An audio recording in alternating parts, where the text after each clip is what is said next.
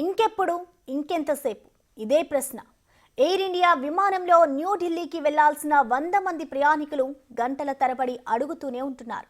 విమానంలో పలుమార్లు సాంకేతిక లోపం తలెత్తడంతో 2-3 గంటల్లో ఢిల్లీకి రావాల్సిన 100 మంది ప్రయాణికులు థాయిలాండ్లోని పుకెట్లో చిక్కుకుపోయారు.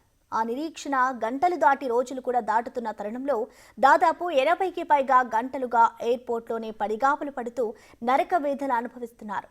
ఈ క్రమంలోనే పలువురు ప్రయాణికులు సోషల్ మీడియాలో పోస్టులు పెడుతూ బాధను వ్యక్తం చేస్తున్నారు.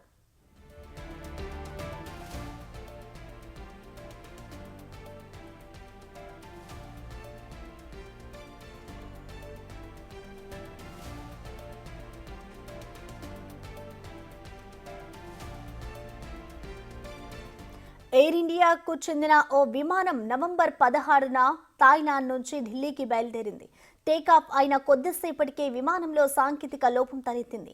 దాంతో ప్రయాణికులను 6 గంటల ఎయిర్పోర్ట్లోనే ఉంచారు. ఆ తర్వాత మరో విమానంలోకి ఎక్కించారు. టేకాఫ్ అయిన 2 గంటల తర్వాత మళ్లీ పుకెట్లోనే విమానాన్ని లాంచ్ చేశారు. కొంతమందిని వారి గమ్యస్థానాలకు చేర్చేందుకు సిద్ధం చేస్తున్నామని, మరో 40 మంది పుకెట్లోనే ఉండిపోవాలని ఎయిర్లైన్స్ సంస్థ తెలిపింది.